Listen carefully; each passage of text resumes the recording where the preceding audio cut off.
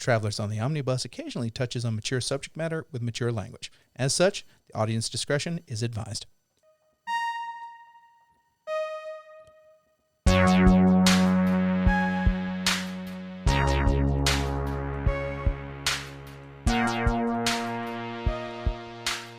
Welcome to Fear on the Omnibus. Welcome to Travelers on the Omnibus, a field trip through nerd and pop culture. I'm your host, Jody Kight. I'm Ethan Skinner. I'm James McCarthy. I'm Brady Davis, and this is what happens when you let Jody win at the trivia contest. Let me win. He earned that win. I earned it. Play the slide whistle. Play the slide whistle. God fucking damn it. Yeah.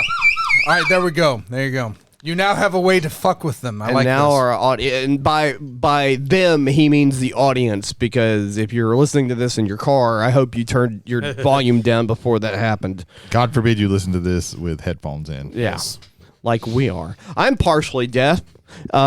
Ethan, what you been up to? Me. I'm back with the Night People. That didn't last long. Well, leave it there. Don't explain it. Just say that. Just move on. Censored. No, that's not a censor. Go ahead. Stop it. I actually took a little bit of a break from Persona 5 Royale to watch a show on Netflix called Suits, which is... oh, you've never watched this? Never watched it until 2 weeks ago, and then I heavily started watching it. I think Suits premiered on the USA Network in 2006. I think it was 2000. No, it was like in the 2010s. Was it? Because I 2011. Yeah. Because my ex-girlfriend, and I watched the first couple of seasons, and then we just kind of stopped. Not because we didn't like it, but just because sometimes you just stop shows. Yeah. That show at some point, I think about like season 4. They start like going off the rails. Yeah, hard. I think it did get off the rails, but I remember liking it a lot the first couple of seasons. It was good. It was good for a while, and then it got really weird. Yeah, that's usually... I haven't gotten to the weird part yet. USA shows kind of tend to run out of steam and go off the rails, and it was a USA show. They start doing like the characters aren't interesting anymore, so let's start like making inner character mingling things. Yeah, they did some weird things, but yeah, I remember the first couple of seasons. You're probably on like what, the first season? I'm still on season 3. Season 3. I don't think I ever made it to season 3. Like I said, I like the show a lot. Yeah, I liked it. Yeah, I liked it a lot too. Pretty decent. It's gotten my attention enough to stop playing Persona 5, which really got my attention. Right. And so Yeah. I'm liking it. I'm a big fan of Gabriel Macht and Gina Torres. I think they're fantastic. Yeah. Censored. Moving on. Okay. Oh well. Yeah, Gina Torres is great in that. Gabriel Macht, the star of the hit movie The Spirit. The Spirit, directed, not written, sir, directed by Frank Miller. Yeah, that was when they were on that tear of trying to like reboot like film noir comic book which properties. lasted until The Spirit. Yeah, I think The Spirit didn't do very well at all. The first Sin City came out, and we're like, hey, let's keep trying this. And then that came out, and they were like, no, kill this. The and Spirit, then like 10 years later, Sin City 2 came out, and it was horrible as well. I'm sorry, we've gotten way off a track here. The Spirit was noir, but not that noir. Right, it was just in black and white, man. It wasn't noir at all. Yeah. Yeah, I'm liking Suits a lot, and I learned you can watch Kung Fu Hustle on YouTube for free. Oh, okay. So that might be something free with ads. Free with ads, Yeah. But still free. They have that one's not a terrible one to watch with ads. Right. I don't think. Like, they have 500 movies on YouTube free with ads, and they rotate. Kung Fu Hustle is definitely worth watching, even if it's with ads, because that's a phenomenal movie. It's great. That might be something I'd do either tomorrow or Friday. It's got one of my favorite bits of all time. It's like, and it doesn't have anything to do with martial arts. Like, you'll know it when you get there. Okay. But Gotcha. yeah, like, it's such a fucking funny bit. Stephen Chow, once again, very, very good. I wish we got more of his stuff, like the way we got which I love Jackie Chan stuff. I do. Right. I just wish we would have gotten more Stephen Chow. Dude, stuff. Jackie Chan and John Cena are in a movie that's coming out soon. I'm totally okay with Yeah, that. the Teenage Mutant Ninja Turtles movie. No, there's a live action movie shit. that they're in. Okay, I didn't know that. I watched a combination of the trailers that came out during the last Comic-Con that was on YouTube, and it was cut off before the movie was like announced what the movie was called. So on all of them, I forgot. I did another thing this past Okay. week. Okay. I went to go watch the Barbie movie. Okay. okay. I mean, it's not bad, but I didn't really enjoy it all that much. Bianca loves it. I remember you telling me that, like, because this was like Saturday, right? Because I think you told me that when you got into work, yeah. And so it has that level of like corny jokes that I don't really like that much. Did you enjoy the man hating that I've heard that the internet's blown up over that movie, where it's like a propaganda movie basically? Where it's just like anti-male. They have to get mad at something, and of course they were going to get mad at this. Grown men getting mad at the Barbie movie. Wonderful. I mean, I don't hate it. It's just not my favorite. That's a healthy take. Yeah. In my opinion. Yeah, that's not a my healthy cup take. of tea.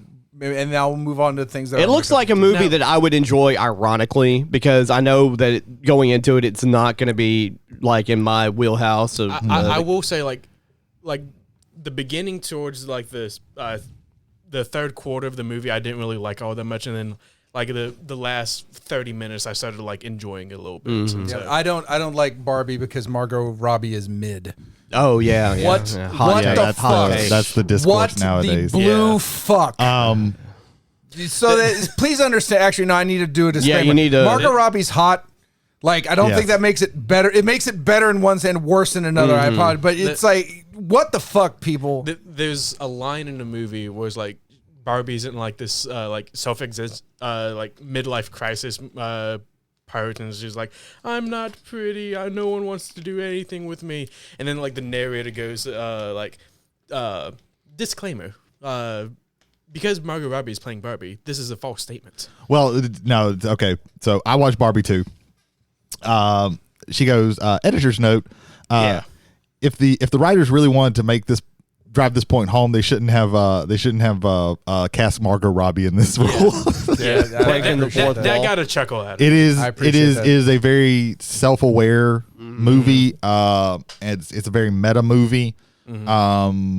You have to with, but this. it has a message. All the people who are like, oh, this is anti-man. No, it's actually like doing what it's supposed to do, whereas show how the patriarchy also hurts men as well as women, and the harms that causes. I thought it was a fucking hilarious movie. The cast is absolutely stacked. Will Ferrell as the CEO of Mattel. Yeah, and the only thing, like, they're not exactly like the bad guys in that as well. Right. They're kind of a neutral-ish. Right. But shit like that's going to happen when they're the people given the money for the movie. The old lady that Barbie's like talking with at the bus stop, that's actually Barbara, the daughter of the creator. Oh, Barbie. shit. Okay. Nice. I figured that was somebody. Yeah, and like I saw that, I was like, okay, that's either the inspiration of Barbie or the creator. So. But yeah, Ryan Gosling is phenomenal as Ken. Like, he's great in that role. There's a how did you not laugh? How did you not like die laughing? Like, I was thinking about this earlier today. There's a scene where him and the other Kens are playing at the beach. Matchbox 20's Push on a guitar, and it is the funniest fucking thing. I was literally just sitting there and I thought about that again. I burst into laughter because it was so fucking funny how they were making fun of dudes who always have guitars. That's great. Like it's like 20 Kens on the beach with a campfire and a guitar. They all have like a campfire with a Barbie there, and one has a drum set. Yeah, one has a drum set. Oh my I said, god! like the last 30 minutes, I very much it definitely like goes up. It peaks, but I thoroughly enjoyed the movie and I thought it was fucking great. Yeah, I'll definitely check it out whenever it's on streaming. This weekend, we're gonna go watch Oppenheimer, which is one I'm kind of excited for. Nice. Yeah, that's me. Jay. What you been up to? Okay, so Tears of the Kingdom update. Korok numbers 360. I realized this week and last week that I've been surreptitiously doing things Xbox style because 343 is Master Chief's number from Halo, and the 360, of course, the Xbox 360. Right. The Red Ring of Death is the way it is. Slow but steady. I gotta go back to 1. Am I going to go? Oh yeah, just restart the game, get one Korok seed, and be done with it. Okay, yeah, that'd be great. That'd be great. No. Anyway, moving on. What else have I been doing? Oh yeah, I finally got to sit down with some friends. My friends John Sheldon, aka Oruk Master. I'm coming up with new names for everybody, and then Derek Anderson. Finally, we were able to get him out of the house, and we watched Honor Among Thieves, the recent Dungeons and Dragons movie. It's very quaint and nice, and if I had watched that in the theater, I would have left because it's too fucking long. Right. It's quality. It is quality. I think there's a lot of good messaging behind there. I think it came from a place of love, whereas the original Dungeons and Dragons movie came from satire and just kept going satire. How much over 2 hours is it? I want to say it was 212, and like I said, 2 hours is my break point for movie. Typically when a movie goes over 2 hours, that's when I lose interest. I respect The Godfather. I do not go out of my way to watch it. If it's on, like, I'll catch scenes in there, but once it gets over 2 hours for any movie, so 2001 A Space Odyssey is not something you go back to. No. The Barbie movie opens with the 2001 A Space Odyssey reference. I did see the reference on it. We keep going. I was like, I'm gonna enjoy this movie. Yeah, like Oppenheimer, I will not watch in the theaters. Right. I just won't. Right. And Mr. Nolan, I apologize. I'm not going to see it in IMAX or anything. I'm going to see it on a phone screen because I do want to see, because I love Cillian Murphy. Oh yeah. If he doesn't win the Oscar this year, just from the excerpts that I've seen of it, Right. I looks don't like know, a phenomenal movie. I don't know who else matches right now as far as movies that have come out, like as far as between buzz and just absolute ability as far as the best actor role goes. The sacrifices he put up with that in order to do that, where like everybody else on the cast was eating and he was still starving himself, right, so that he could look like Oppenheimer, which I would say please don't do much, but as far as sacrifice for craft, like I can appreciate that. Right. I can 100% appreciate that. But yeah, I will never watch that in a theater, just because I'll want to be able to just pause it and like go away and then come back for a little bit and be fine with it. I like 90 minutes is my perfect movie, give or take for the most part. I think that's one of the reasons why I hate Endgame so much, because it felt like 2 useless hours of movie with 1 hour that was okay. I that's just my hot take on Endgame. It's like my third least favorite of the Marvel movies. The only two are Ant-Man and the Wasp and Thor. Love and the Dark World. The Dark World. Yeah, a lot of people don't like the Dark World. Christopher Eccleston seemed bored throughout the entire movie, and that's not what I want from my main antagonist. Like, I get the idea of elves being aloof, but that was almost to the point of, oh, well, we just have to destroy everybody now. Yeah, speaking of that, real quick, I saw the trailer for the Marvels movie that's coming out. Again, stop trying to shoehorn Guardians of the Galaxy humor in every Marvel movie now that's not like a over-the-top thing. Well, they were doing it with Joss Whedon, humor before, so it's they're just going to try and keep doing that. Right. I don't mind lighthearted. And honestly, I do actually like the Marvels trailer because Intergalactic is like one of my favorite songs. Like if I had to think about it, like top 10 all time. It's a good one. It to me, it carries the entire album Hello Nasty, which this year celebrated its 25th year. Nice. So that's kind of weird to think about in that regard. But I just once it gets over 2 hours, right, like movies lose it for me. Just absolutely lose it. And let me see if there's anything else. No, that's pretty much it. Brady, what you been up to? Okay. Well, we've already. Let me get one thing out of the way. Got just a little on the hobby side of things. I got my model for Magnus the Red, who is the demon Primarch of the Thousand Suns. He's a big centerpiece model. Or if you want to get pseudo-sexual, the Red Cyclops. Yeah, the Crimson King. Got him, put him together. I have I was finally able to make what is called sprue goo, which is you take the plastic glue, which is basically acetone, and you just put a shitload of pieces of sprue in there, and you make this kind of goop that fills in cracks and stuff like that. And I've used him as kind of an experiment for that, and I think it turned out pretty well. I need to get him primed, so I will stop, adding on, because I'm eventually going to get it to where he's just got thick lines all over him. We had a long talk about that in the Miniman chat. Unfortunately, I'm too low on black primer to really fully prime him because he's a big model. But I think he turned out really, really well. If anybody who knows the model, no, I did not put the armor with the boob horns on him. Look up that model if you're wondering what I'm talking about. Did you go with human face or Cyclops? I did he's got one where he's wearing kind of a mask because I don't want to I don't want to actually have to paint his eye. So yeah, he's wearing like a mask over his face. I don't care what size the model, painting eyes is a goddamn nightmare. Yeah, that's one of the good things about Thousand Sons is that they all have something on their face.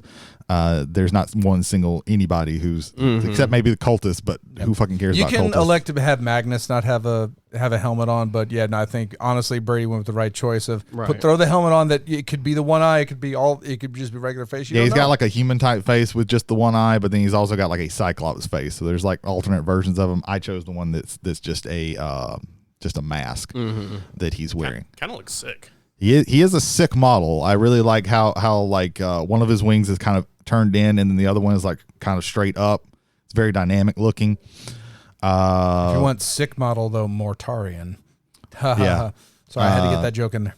40K. So I did that. So we kind of talked about Oppenheimer. I actually so I did the Barbenheimer thing, except I didn't see them all in one day because I'm not a masochist. I wanted to do Barbenheimer. I wanted to, but I did watch both of them. Watched Barbie on Monday. Like I just said, it was a really, really good movie. I thoroughly enjoyed it. And I'm going to get my review of Oppenheimer out of the way, too, because I have a rant. Oppenheimer was really, really good. It did not feel like 3 hours to me because of the way it was paced and the way it was cut. It was done kind of non-linearly, where it kind of jumped around. And there's even kind of two, I've heard it referred to as timelines, but it's really like two perspectives. Because there's like stuff in most of the movie is in color and it's from Oppenheimer's perspective, and then you have Robert Downey Jr.'s character. He was a real guy, but his name was Strauss. Wasn't he a senator? No, he was the head of the Atomic Energy Council. Okay. After World War II, and he Strauss. Louis Strauss. Yeah.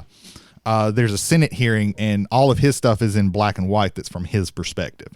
So it goes back and forth between those two because he's trying to become the Secretary of Commerce, I believe, under Eisenhower, and he's doing a Senate hearing about it. And they're asking him about his connections with Oppenheimer, because by this time, Oppenheimer has kind of he's kind of persona non grata.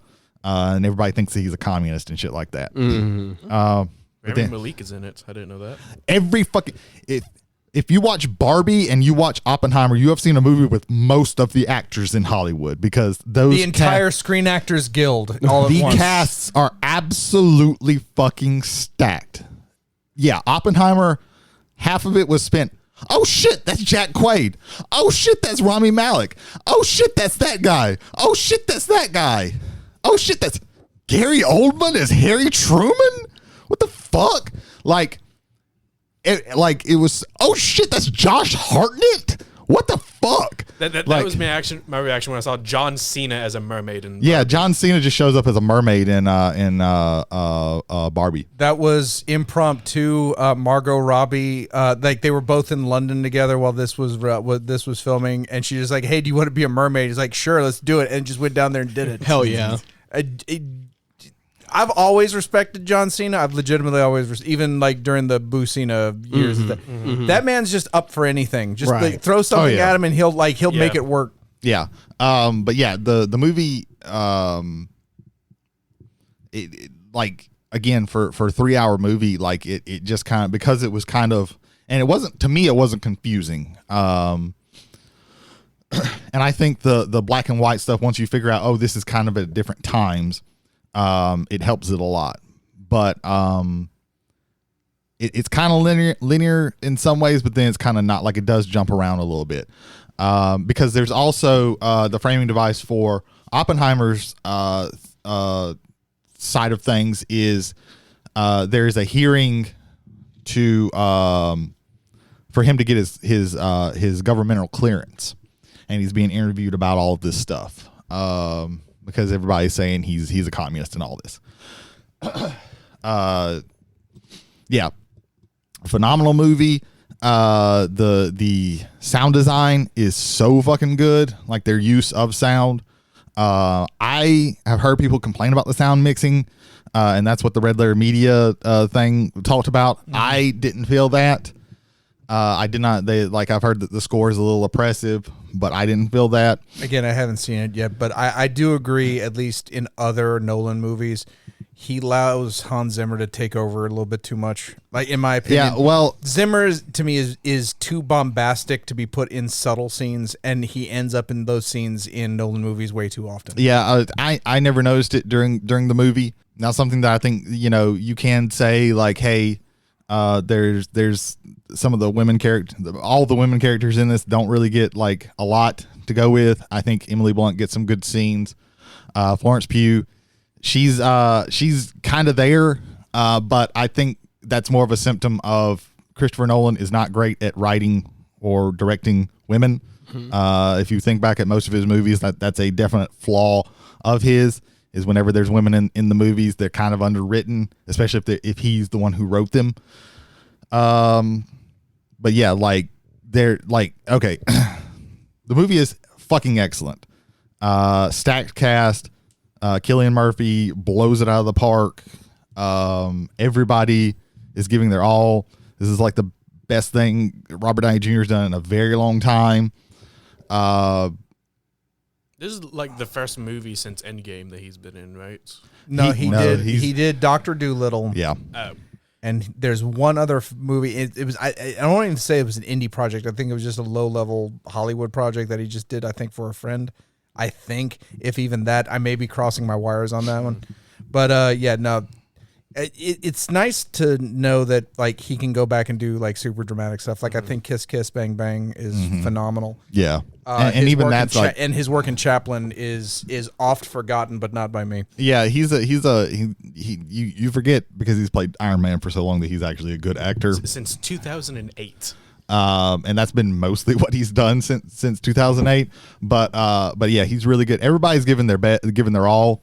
Again, some of the characters are a little underwritten, but like going into a Nolan movie, like you're going to get underwritten women. I'm sorry. Like that's just what it is.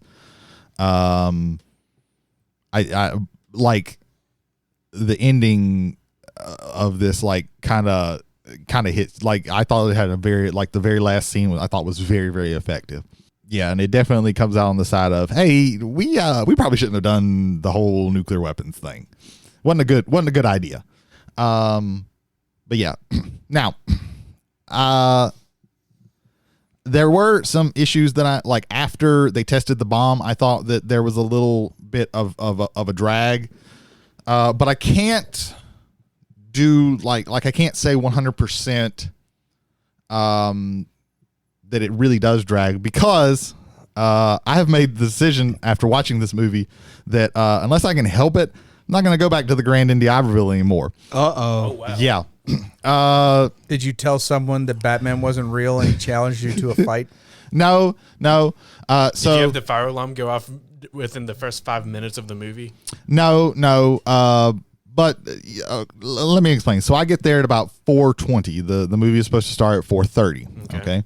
I've prepaid for my thing, so I just scan it. As I'm scanning it, the girl at the front says, hey, it's going to be about 10 more minutes. It's not going to start at 4:30. It's going to start at 4:40.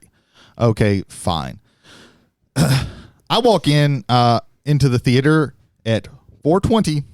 Okay, movie doesn't start until 4:40. And as I sit down in my seat, I notice that, actually, as soon as I walk in, I notice that this couple that's in the seat, that's in the row in front of me, has brought generously a 2-year-old to Oppenheimer. To a 3-hour R-rated.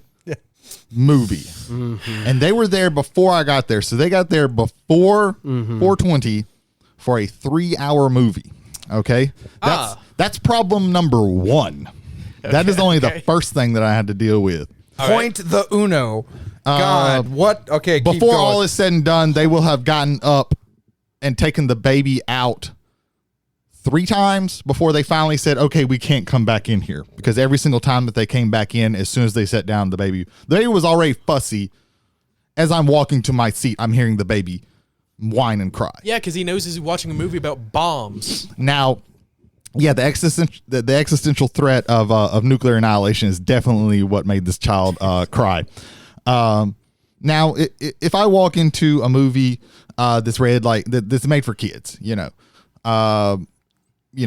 the Spider-Man movie, the Pixar movie that just came out, I'm gonna expect to see some young kids there, and I'm just gonna have to deal with kids being kids. Okay. But at the very least, I'm only going to be in there for like an hour and a half. Like the Barbie movie, I expected to see young children. But at the very least, like the Barbie movie is rated PG-13, so maybe this tells you that it's not for like little kids. But yeah, so they walk in and out 3 times before they finally say, hey, we got to stay out with this kid, because every time they brought him back, as soon as he sat down, he started crying, which it's a baby. I don't blame him. I blame the parents. They're pieces of shit. So that's the first problem. So, and I just have to deal with that during the whole thing. It's a pretty full theater. It starts at about 4:40. Except it's just the sound. Okay, the whole all the pre things start happening, and then I go. Well, I'm in the middle of the row, but surely somebody will like tell somebody. It got to about before there was about 2 more to the last 2 commercials, trailers before the movie, before they finally stopped the movie and got whatever was wrong fixed. Okay. And everything was going real good and it was all fun until about halfway through the movie. The video goes out again. Oh. And then it takes about 5 minutes before they have to stop the movie, and then the bulb went out, so they had to change the bulb. And they went back another 5. Then they went back 5 minutes. So then we get to watching the movie. And then so in a movie about making an atomic bomb, what would y'all say would probably be like the climax, the big scene of the movie? The bomb going off? The testing of the atomic bomb, which is an incredibly affecting scene. Like it is a masterclass of sound design, of direction. Like it's done abstractly, where like they don't just show everything, and you're seeing it from Oppenheimer's perspective, and you see this big flash of light, okay, and then the sound cuts out, except for his breathing. You can hear his breathing. Okay. Now, and then some fucking idiot right in front of me goes, hey, what happened to the sound? Now, I will be honest, when the sound first cut out, I thought, hey, did something fuck up with the sound? Because we just had something that fucked up with the movie. But as soon as I could hear like other sounds, I know, oh, this is just an artistic choice that he chose to do it like this. And as soon as he said that, then the shockwave hits and all the sound hits, and it's like motherfucker, you kind of ruined that shit, because that was a very affecting part of the movie.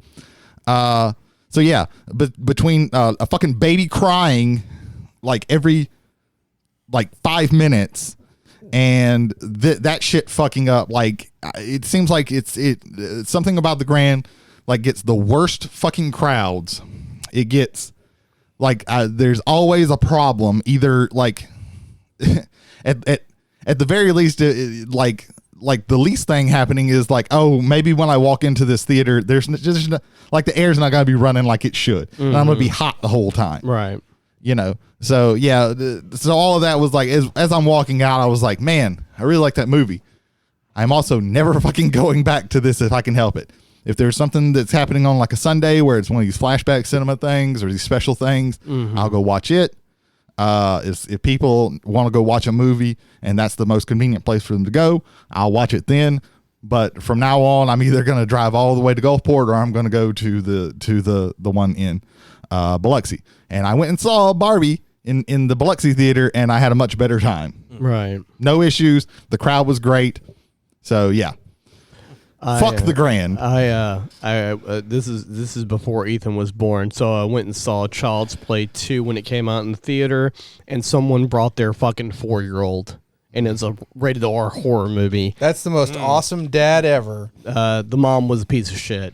So, and also had to take the kid out multiple times because, you know, the killer doll on the that's especially a movie that a very small child is going to watch and be scarred. On one hand, you have the Barbie movie, and then on the totally opposite spectrum, you have Child's Play. Right. Yeah. Like it Both about dolls. Yes. baffles me. Right. Like it absolutely baffles me that I couldn't. It's very frustrating because I really wanted to watch this movie. I think that between Barbie and Oppenheimer, like there's a lot of memes about it, but these were two solid films, very solid films that by two really good directors. I really like Christopher Nolan. I really like Greta Gerwig. Absolutely stacked cast. Like everything about them was like, oh, this is the reason that you go to the movies is shit like this.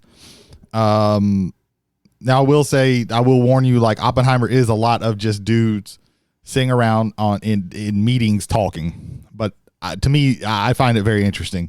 That also seems to me like there's like dudes sitting around like what we do, which was is an attempts at comedy, but also just kind of sharing stories like that, which can be fun.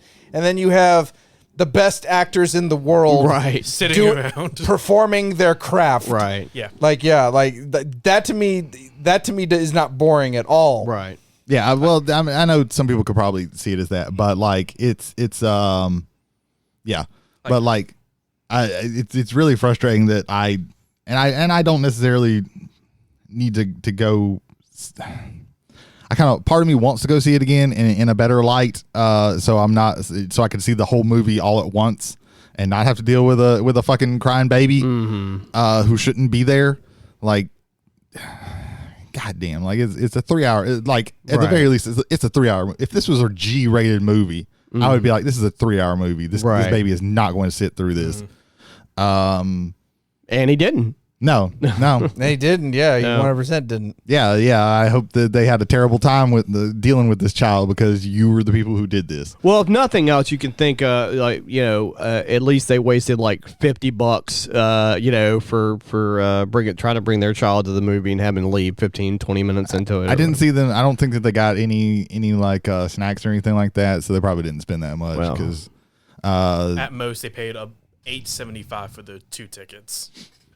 On a Saturday, no, it would have been over $10. No, it's almost like $12. Like the Tuesday, it was like $11.75. Yeah, like it cost me less. It cost me right at like $10 to see Barbie. And before COVID, the movies were all $12 every day. The tickets that me and B got at the Grand for Barbie, it was for a Saturday, and it was still $8.75. Well, maybe before a certain time, I don't know. Matinee price might be there before 5 o'clock. There's like matinee prices on the weekends even. Like my cousin Julie and I, she took me to the original Teenage Mutant Ninja Turtles movie, and so to celebrate the new Teenage Mutant Ninja Turtles movie coming out, we're gonna go watch it. Not the week it comes out, but the Tuesday after. Nice. Just because I will say this for the Grand, those are very well priced matinee tickets on. Tuesdays. Yeah, that's their big gimmick now. Well, hopefully you have a better it's just the last two out of the 3 of my worst. Remember the last time I was over there, a dude threatened to fight me over Batman. Over the existence of Batman. Over the Blue Beetle and Batman. Yeah, it I don't know what it is about the shittiness of the crowd. Well, let me also say this. It may not just be the Grand. I'm not saying that to try to ameliorate the Grand. People in public right now are still kind of relearning how to be in public, and some of them are learning just the wrong fucking shit. Oh, well, some people just never learn. Some of them are worse than they were before COVID. Yeah, it's absolutely ridiculous. That's what I mean by relearning it worse. Giving less fucks. Now they're giving less fucks. Anything else, man? No, that was it. I tried to not do anything else, so I didn't have that much to talk about. No, well, hey, I got you. Hey, I like you limiting your life for the podcast. I literally this week I was like, I kind of want to watch this, but I don't want to have to talk about it too because I knew I was going to have a rant. Me and Jay had a quiet ride up here because I have a lot to talk yeah. about. Yeah. Speaking of which, what you been up to, Jody? Oh, I'm glad you asked, Ethan. Well, I went through several wormholes. One of them was on YouTube, and I watched a BabyMetal video, and then it like took me to the outskirts of the realms of reality, and apparently Kawaii metal is hitting hard right now. Yes. And so I've been listening to Hanabi. They are definitely like the antithesis of Kawaii metal. If I was going to explain how they sounded, it's basically like it's new metal, pop metal, and a little bit of deathcore thrown in there. Yeah. The girl goes from like singing like just normal pop sounding or whatever to not screaming, but like the visceral like Cannibal Corpse yelling and deathcore metal. Like a guttural yell. Yeah. Yeah. Ooh, that shit. Yeah. She was doing that shit and looking like an idol. Yeah. Me and Brady and Jason watched one of their videos. What'd you think about Hanabi? It's not my cup of tea. Right. Like it's just not the type of music that I like. Right. I have nothing against it, but it's Right. just not my thing. It's just different. I like watching different stuff. That's the Yeah. kind of stuff where I don't go back to the pool very much. I watch a couple of videos. I might listen to them for a couple of weeks or a month or whatever, and then they fucking shred, but like it's they just were pretty like, good on that side and Right. on the like J-pop stuff, like Right. and then like the guttural screaming stuff. Like it's three things that I just don't Right. like. I don't like the really just fast playing to fast play. Like Right. it's kind of impressive, but it gets tired. Then I showed you another video by a band called Love Bites, which they've also been out for a couple of years. Another Japanese, but they are more in the, as far as sound goes, visual kai, like classic Japanese metal. But if a Japanese female metal band were Dragon Force, Yeah, they basically it's very very similar to Dragon Force. their guitars were fast. They were like in time with Yeah. everything. Just amazing craftsmanship with what they were doing. Really cool shit. Yeah, with stuff like that, like with Dragon Force and that, like that's impressive, but like that's not something that I like. To me, Dragon Force is just something. Hey, listen to this. How crazy does this sound? How fast are these guys playing? And then that's it. Like it's not something that I'm gonna go to the well like over and over again. And it's the same thing with that. It was impressive. I didn't hate it. I could stand that a little bit better, but because Right. Because it's more classical the metal singer in a way. is very much like a Dragon Force, like Right. She's just operatic singing. almost. Yeah, very operatic, very symphonic. Pop quiz. Hanabi or 2-year-old at the Grand? You have to choose. That's a really It's a shitty silly choice, I know. choice. But I wouldn't say it's a shitty choice. Maybe. I would say they will be. You will have to listen to them for the same amount of time. Okay, well, what's that amount of time? We'll go with a song's length. So like 3.5 I will to 5 listen to minutes. Hanabi before Okay. I will listen to a 2-year-old Hanabi is screaming. better than a 2-year-old screaming. Yes. And yes. Love Bites Brady Davis. And Low- Love Bites is better than Low Hanabi. bar. So I watched quite a few movies, but I'm only going to talk about two of them for the reasoning of time. So I had missed this movie when it came out, and then forgot about it like most everybody in existence. Ethan, did you know that in 2011 there was a Conan movie? I did.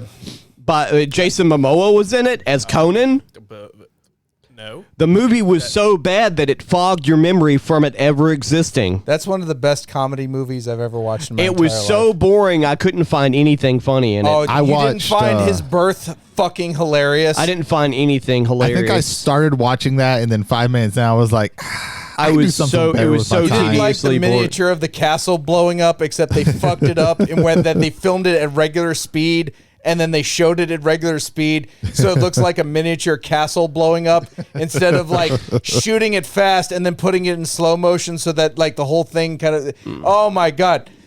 I guess I needed to see it with a group of friends because I didn't. My favorite enjoy part it is by when he myself. goes to the female and goes, "My man," and then Batman shows up. That was great. Wow, that was great. I loved that part of the Conan. then I watched a better movie that bombed earlier this year. We're gonna use the word low bar many times. That bombed earlier this year, but it was like in a stacked weekend when it came out. It was up against Creed 2 and some other shit. Wait, this year? Yeah. Okay, that was Creed 3. Creed 3, yeah. And it's the 65. It's the Adam Driver. Adam Driver. Yeah, the time travel movie. It's not time travel. He doesn't travel back to 65 million years in the past? No, they are humanoid aliens from another planet. What the fuck? That's better. That's better to me. I mean, it's a little better. Yeah.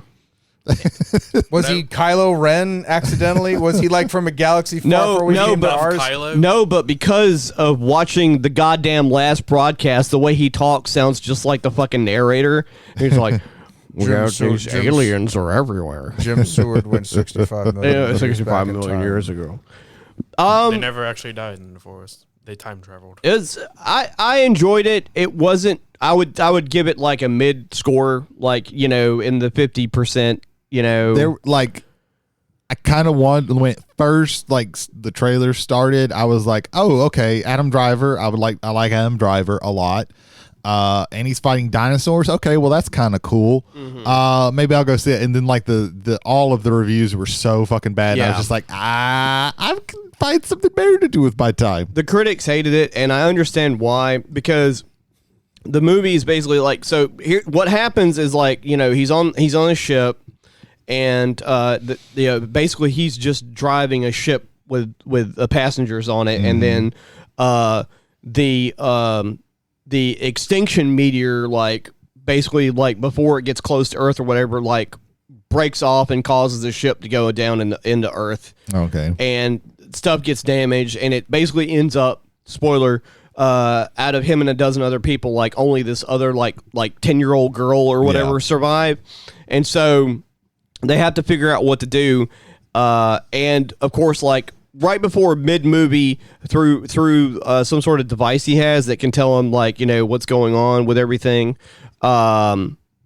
that the meteor is coming. Okay. And basically it's like you have like basically a day before extinction happens. Oh, okay. And so that kind of like gives you like a sort of sense of urgency for the characters, but it is just Adam Driver most of the time, or him and the girl, or them separate, and so that can be a little empty at times, because when he's not fighting dinosaurs, which does happen, but I don't think it happens enough. I think we needed like one more like dinosaur fight, and it would have been fine. Yeah, if I'm going to watch a movie where Adam Driver is 65 million years in our past, I want to see him constantly fighting dinosaurs. Yeah, I think if there was some sort of or at least some sort of urgency. Talking with dinosaurs. Yeah, like having actual conversations with dinosaurs. Right. There is I'd maybe prefer that. There is a cool thing that happens. That's one of the coolest things, because they do a callback where it's not really a spoiler. It's just a fun spot. Nobody's going to be mad that you spoiled anything from the movie 65. If no one has any intent on watching it, you can't spoil it. That's also true. There's a scene early on after they land on Earth where he has, this is an alien planet to him, right? So he stumbles in an area that has like a geyser, but it's like sulfuric acid. And like does he find a ship with Will Smith in it? No. Acting very wooden. Does he have to kill the Ursa? I haven't seen that. Don't. No. Is that after Earth? Legitimately, I'm not saying we have to do this, No. but a good episode would be I'm us not watching After Earth. I'm not fucking watching that movie again. Just when you're off 1 week, we're going to watch After Earth. Sure. I don't know if I want to do that. that. It's so funny bad. No, oh it's just bad. It's just so boring and bad. Anyway, he comes across it and he doesn't know what it is, and it burns his arm a little bit. And then later on, when this T-Rex is chasing him, he comes across into the clearing where that thing is, and he's like, I could fuck him up. Because his laser gun like runs out of battery power. Because, reasons. Yeah. And so, like, the T-Rex's face gets melted off. It's pretty cool. Okay. It's pretty cool. Okay. I think if that movie would have been trimmed down 15 minutes, it probably would have gotten better reviews. Because it drags in the middle. It does drag. Because they get separated, and he's got to find her, and they got to go through that whole kit and caboodle and all that shit or whatever. And then I did something really dumb. Okay. So I went to GameStop. Did you bring a Dumber than 2-year-old? watching Conan. Yeah. Did you bring a 2-year-old to No. the Grand Did you watch Theater? After Earth? No, the two people who brought the kid were very fat, so I know that they weren't Jody. I went to GameStop Monday. I had some errands to run, so I was just chilling in there or whatever. Eileen was in there. Oh, okay. Yeah, so Eileen, friend of the show. friend of the show, friend of us, Friend of the people. friend of the people. And so you were just chit chatting or whatever, and I'm just looking at games or whatever. And I'm like, oh, okay. And I tell her, Eileen, I'm going to do something I never do when I come in here. She's like, what? I'm like, I'm actually going to buy a game. And so I decided to like impulse buy something, even though I've watched reviews of it, because I haven't played a wrestling game since early this year when I played WWE's 2K23, which was fine until you got to the Money in the Bank. You couldn't progress any further. I bought the AEW Fight Forever game. Oh, okay. And boy, is it fucking terrible. It is awful on so many levels. But UK's is doing it, and THQ Nordic published it. So here's my suggestion. If you're not going to have really that much content, first off, for create a wrestler mode or create a character mode, anything, don't fucking do it. Yeah. There's literally nothing you can do in there. There's like 5 different faces. There's no adjustments for any of that. There's hardly any ring gear whatsoever to use for your character. That's not even where I'm going. I'm just saying, like, that was one part out of in many parts. When you play the campaign mode, you have like a couple of options in between wrestling. Like doing media stuff, going out to a restaurant to eat. And are just going out and talking to fans and things of that nature. Going to a restaurant, you go into the restaurant and she goes, "Hey, you're a regular. Here's some alligator tail," and you go, "That's pretty good." And then you push the X button, and then it tells you alligator tail is blah blah blah blah blah blah blah. And then you push the X button, and then you eat it. And then you push the X button. You have no options, by the way, when you're doing this. And then your battery goes up a little bit because that's your energy meter, right? And then it goes complete. And then you go to the next thing. And then you go to the media scrum. I'm glad one of the achievements is eating an alligator. Yeah. In your And wrestling then you go game. to the media scrum and you go, "Hey, I'm new to AEW. I ate alligator tail. My name is blah, blah, blah." Push the X button. "I hope to continue wrestling for AEW for a very long time." Push the X button. Complete. See, I'm glad they don't give you choices, because if I had the choice, I'd go like, what did I ever do to deserve some dumb fuck? I would fucking reenact the whole thing. Tired. I work with children all day. And I'm then tired and I'm hurt and I work with children. I'm in the restaurant, and then Christian Cage shows up the third time I'm eating for the third week. "Hey, we should be in a tag team together." I'm like, I don't want to be in a tag team with Christian I know how Cage. being a tag team with Christian Cage works out. Did it say press the X button? It did. Complete. and so I'm in a match with Christian Cage, and we win the tag titles after our second match together. Okay, that's very par for the course for AEW. And then he turns on me while we're champions. Oh shit! Who would have saw this coming?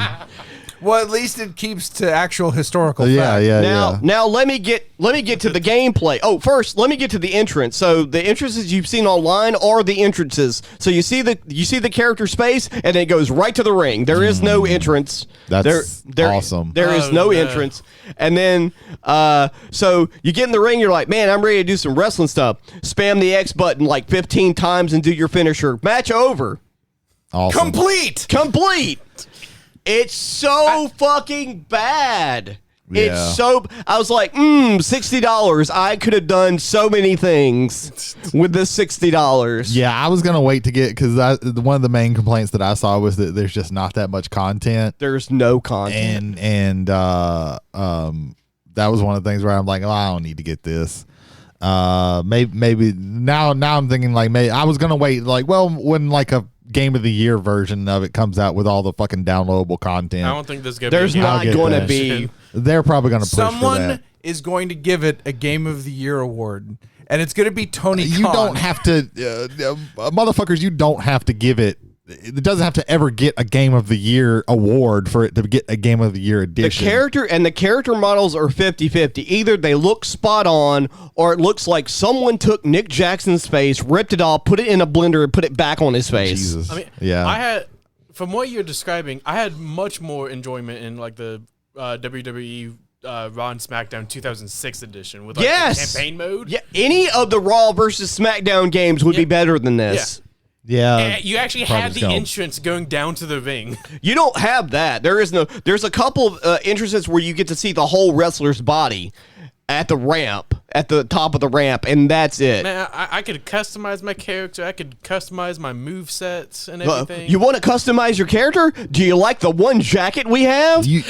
I hope you like the color because you can't fucking change it. You had full entrances in PlayStation 1 games. Yes, you did. WWE Attitude had full on. You had semi-full entrances in No Mercy, which was an N64 title. Which I Saturday heard Night a lot of this Slam is Masters. based on. Yeah. Yeah. But yeah, like okay, well that just shows me like I just don't need to get this. They game wanted ever. it. They wanted a game. Maybe when Fight Forever 2 comes out, it'll be worth the damn. The fucking thing that Kenny Omega says when he was talking about like, oh, people want a game like No Mercy. We didn't get that. We didn't get anything close to that. It is fucking horrible. It should have been a $20 budget title. And even then, I might have been mad. But $60, fuck you. Yeah, So, I feel like Thank you for taking that bullet, Jody. We much Yeah, appreciate it. I'm glad one of us One that of us wasn't fell on the me sword. did it because I could spend my $60 If I on may ask, something what better. system did you get it for? I got on the PS4. PS4. Okay, yeah. that's Oh, what I I'll would get. definitely let you borrow it after I get done with it. My good. PS4 is broken. Oh, shit. Yeah. I got a PS4 you can borrow. So I will Mine borrow is- your PS4. You realize that the last one I had broke, right? I mean, did you smash it with a hammer or something like that? Something happened. Okay. Yeah, you got it right. You guessed it on the first try. A cat. Yeah, that's all you need to know about that. Oh, okay. All right. Yeah, did you know you can pee directly into the optical drive of a PlayStation? I didn't know that. That's impressive. That No, but I had to stop a nephew from trying to cram a peanut butter sandwich in my VCR back in the day. The day you have Wow. to deal with taking your PS4, like tipping it over and just yellow liquid just pouring out of it. Awesome. God. It was Awesome. not the first time. Oh. It was at least 2 good cat pisses Jesus. that came out of that thing. So yeah. Interesting. So try out Fat Princess on the PS3. That's a good one. Sure. That and Final Fantasy Tactics on the PS3 is the only 2 things I can play right now. Because I have a whole bunch of books stacked on the optical drive, and I have a whole bunch of like cat be gone spray around it so that they don't ruin the PS3 I have. Right, right. Don't go near this. They don't go near the Switch. They know those. The little chips. The carts have the vomit thing. Yeah. On Oh, it. yeah, the Tastes anti. like disgusting. Yeah. See, Yeah. they're going to wait until you get 999 Korok seeds, and then they piss on the Switch. Yeah. Mhm. Oh, there you go. Well, that might get me. That might be the 1000th Korok seed. It's a cat Yeah. pissing on your Switch. That Yeah. might be it. I'm just saying. That's me. That's you. Okay. That's good. 1, 2, 3, 4, I believe. Okay, all right. So no feedback, right? No feedback this week. However, ladies and gentlemen, thank you for being passengers on the Omnibus. If you would like to get in touch with us, travelers on the Omnibus at gmail.com. Again, that is travelers, 1L, on the Omnibus at gmail.com. Jody, where else can they get in touch with You us? can get in touch with us through Spotify and take part in any polls we may have going, which we always do. Right? Yes. That's it. Yeah. Oh, yeah. I don't know. I don't have anything to do with the Spotify. Spotify, Apple, Google, and Amazon. Saga. Saga. Well, gentlemen, are you ready to be scared? No. Are you ready to be frightened? No. I don't like. Jim Seward and the... Wait a minute. We're not talking about that. We're gonna keep doing that for forever and ever and end. It's like, oh God, it's jail, Kite. We're in a Fearology. We're in a loop. We're going to be talking about my hot take on the last broadcast. No, we've already had several hot takes on the last broadcast. To bring up Oppenheimer again, we had a nuclear one, in my opinion. I felt irradiated afterwards. Let me say it like that. We You are have some kind of radiation poisoning in you. we were doing a crossover episode, Fear on the Omnibus, Yes. Fearology and Travelers on the Omnibus podcast episode. It's Halloween. In Some of you July. might call it cross promotion. Some of you might call it nepotism. Yeah, it's both. And we say yes. Yeah, exactly. There you go. Exactly. I didn't know I was related to Jody. Tonight, tomorrow, whenever you listen to this show, or what time period, we're talking about cool protagonist and antagonist. Yes, I had a stroke for I was Mitch wondering, oh my McConnell. God, he forgot words. I'm Mitch McConnell. Yeah. We're talking about cool Senator. cool antagonists and protagonists in horror films or action horror, I guess, or any sort of subgenre of horror. So, all right, let's go. Okay, you're just jumping in. Okay. You're running this. Okay. Yeah, this that's shit. So one time in the past, we did a top 5 horror villains of all time, and my number 1 was Jigsaw, and I think Jigsaw is the coolest in all the world. Not just the best. Let's quantify this Right. Best obviously means like the quality of being superlative, like being the number Right. one. Cool is more like controlled, calm, collected, Right. able to like in the face of like danger, at least for protagonists, being able to like Unshakable. That's a good one. There's like something that's like in the face of something crazy, they stay calm. They're cool. That's Hannibal Lecter in every capacity. We can definitely get to him, but I want to start with Jigsaw because, particularly the first 2 Saw movies. One where he's literally has to be in the room with the 2 people he's trying to help for an quote-unquote. hour and a half. Yeah, for an hour and a half, and like just being in the blood, and it's like Right. And then in Saw 2, where he's across from a police officer who is also the father of the son he has kidnapped and put in his most recent Saw game. Right. And he has to like kind of just keep this whole thing up. And God bless Tobin Bell. I don't think there's a single actor alive that could embody that character the way he did. I will say this. For the first Saw movie, always and forever, best like plot twist ever. The way we go from Saw, like Jigsaw, like rising from the ground and like this menacing like aura from the last guy in the room. I never remember his name. To going to the second movie and he's a feeble old man that's hooked up to an IV. He was the guy who cut his foot off. Right. He wasn't the guy. Like going from like a powerful like menacing person to this almost like a shell of a man that's still in control of and everything. still completely in control of Right. everything. Yes. Yeah, he's definitely better in 2 because there's 5 seconds at the end where like it hits you. Yeah, you have his voice throughout Saw, but Saw 2 Saw 2 is where it is. I kind of thought about this, but I kind of dismissed it. But I can see the argument for him being a cool guy.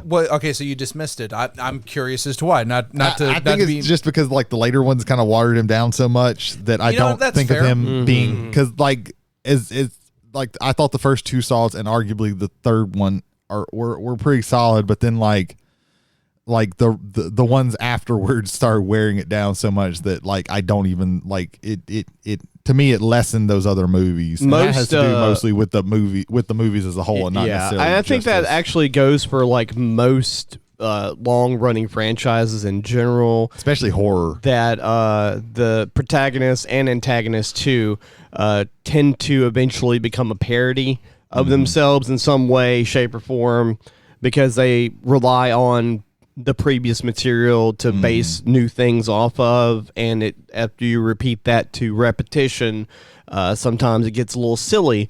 like Nightmare on Elm Street went directly from 1 to 2, and 2 was a fucking nutball of a movie. Yeah. And speaking of that, Freddy Krueger is pretty cool. I considered him. I don't consider him cool at all. I consider him cringe and troll, and that's why I like him. I particularly like Cut Out 2, Right. and a little bit less in 1 because I think in part Robert Englund and the director, Jesus Christ, Wes Craven. I was about to say Sam Raimi and going to shoot myself in the head. I swear to God. Anyway, no, I don't think they had realized what the character was by then. Like, I think they had a good idea for a movie, but then plotting out down the line, I think by 3 they figured out what he was, and kind of to me, he's kind of solidified in 3 and kind of steady throughout. Well, yeah, two is a sign that shows you that they didn't plan for 1 to be as successful. Just like Friday the 13th, they didn't know they were going to make like 1 billion of those movies. Yeah. So they just put all they could in that first movie, and then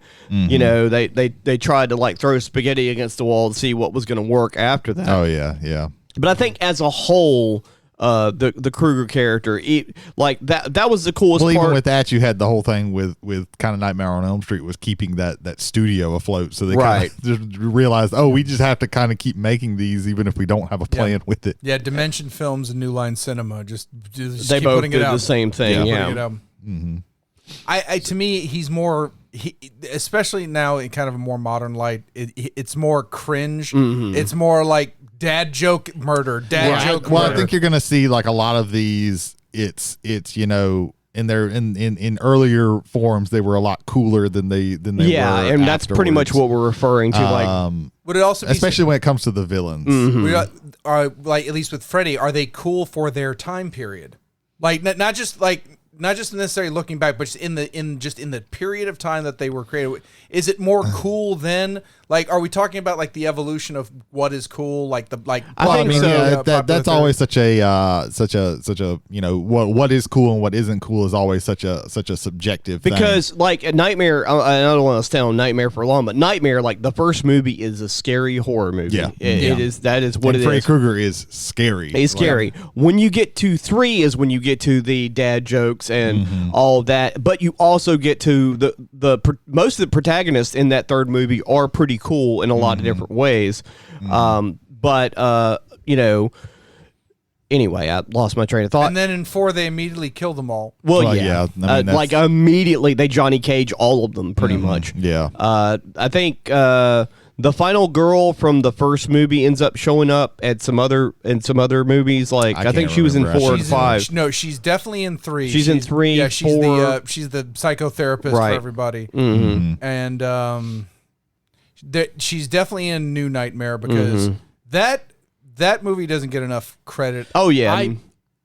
We're talking about the 2010 Nightmare, correct? No, not the remake. No, the Wes Craven's New Nightmare. Yeah, where it goes into meta context. Yeah, this was the like 7th film. This was like a pre thing that Craven did that was kind of leading into the idea of the meta stuff in Scream. And it was supposed to close out Nightmare. Yeah, how many fucking final movies has exactly. Which, I mean, for Wes Craven, Robert Englund, that whole crew, it did. Yeah.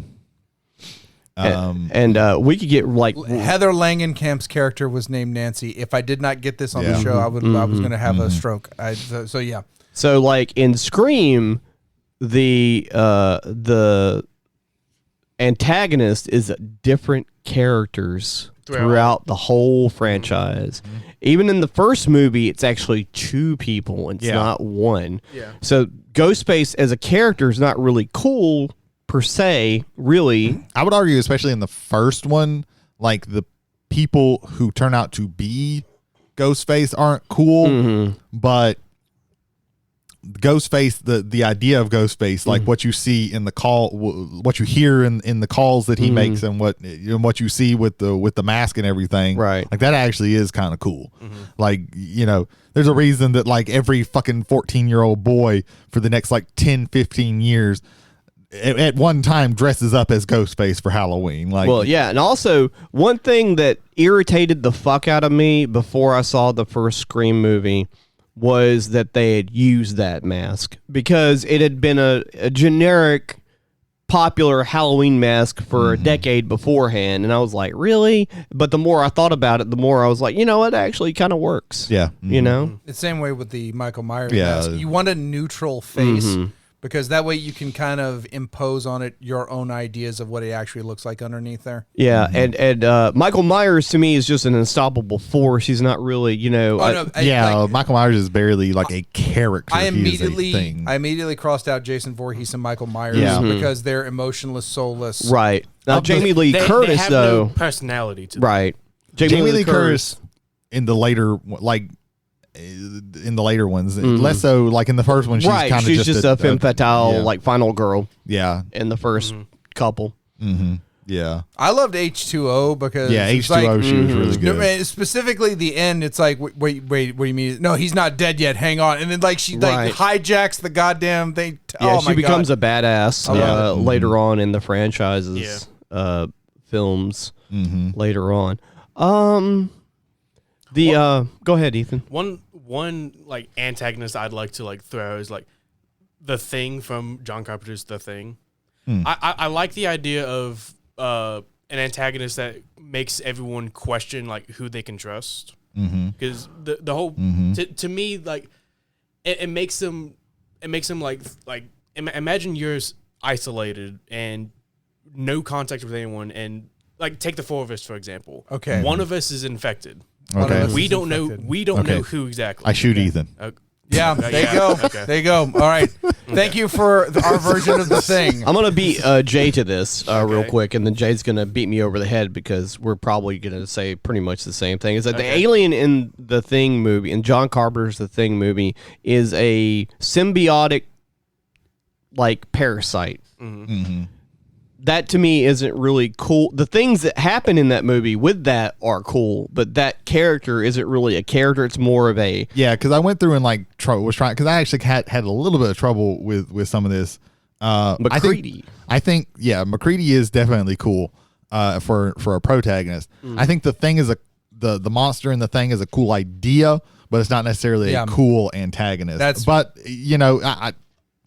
It's the thing, so it's still fucking great. It's great. The Thing is not cool. The idea of the Thing is cool, and the way they presented it. But okay. Yeah, I want to because I think all three of us have kind of said this. Yeah, it was either going to be me or you. Yeah, or me. Yeah, or you. Yeah, the idea is cool, but now that you said that, McCready, McCready is probably the coolest, not just in swagger, but in his mentality and his cool-headed nature. He's the only one with sense to come up with plans and then go through with them and get everybody around and then change on the fly when he has to. Able to take charge without hesitation. Yeah. Right. From people who should already be in charge. Gary should be more in charge of this, and he's not because he's obviously over his fucking head. Oh yeah, yeah. You can see the whole crew pretty much falls apart with the exception of McCready and the Childs. Childs. Yeah. An antagonist I want to throw out is the Predator. Oh yeah, 100%. Yes. Yeah. For not having any lines or anything. A lot of times you think of a cool, it's a charismatic, there's no charisma. It's just but any fucking kid who you may have never even watched The Predator, but you see a picture of The Predator and you're like, oh shit, that thing's cool. Oh, it's got a laser and it's got a cool blade and it's got all these weapons and oh shit. Well, for me, more so Predator 2, because spoilers for even 30, both of them. 88. Yeah. But in Predator 2, where he gets his hand cut off, he takes the time to stop and breaks. He's in some old ladies, which that's one of the funniest scenes in any Predator movie, where she's got a broom and she's about to open up the door. And it's the Predators in there. Yeah. Not gonna work, lady, but whatever. He breaks this mirror and takes this stuff and makes this blue goo in the sink, and he puts it on his fucking severed hand in order to be able to fix himself up. And he gets this, you hear him scream. It's no, I just gotta fucking bite through this and get through it. And I need to do this. Yeah, no, Predator's fucking yes. I think also, and we're gonna talk about this other character in a second. Which is on the other side of things. I think The Predator and specifically Aliens, the sequel to Alien, those movies both start the sub-action horror genre because Predator and Aliens are both marketed at the time period as horror films, but they're action movies with horror themes in them.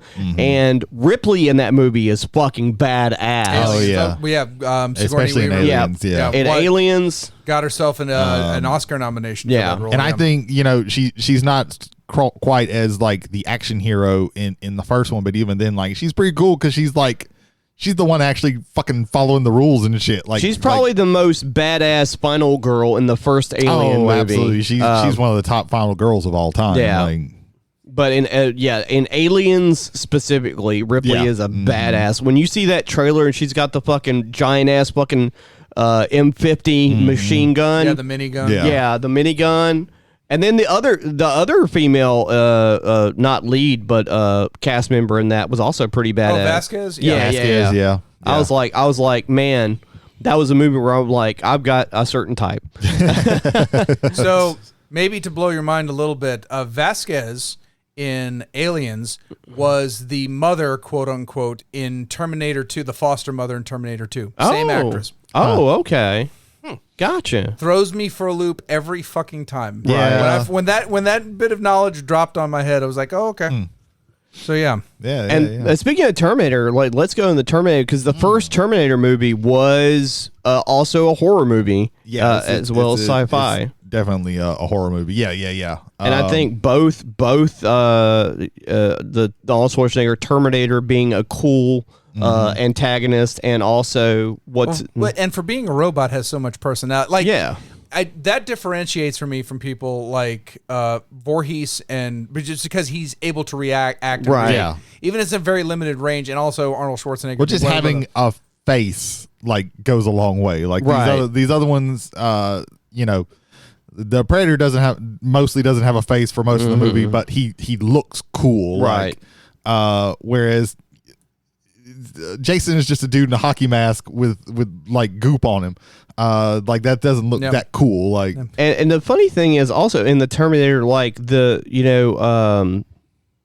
Sarah Connor is really the coolest out of her and the dude that came back in time to save her. She becomes cool. She becomes cool. In the second one's when she really like hits her stride. Right. And that one's I don't even like. That's definitely. I would say that's not even. That's not a horror movie in the second movie. That's a straight up action movie. But even then, let's just consider just Terminator. I think by the time she's gone through all of this at the end, she has like gained resolve that she never thought she had.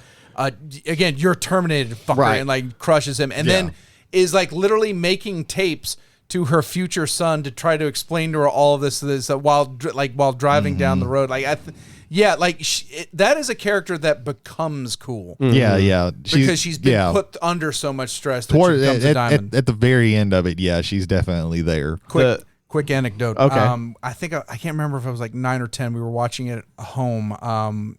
It was my mom and me were watching the Terminator, and of course the scene. It's like where he goes, "I'll be back."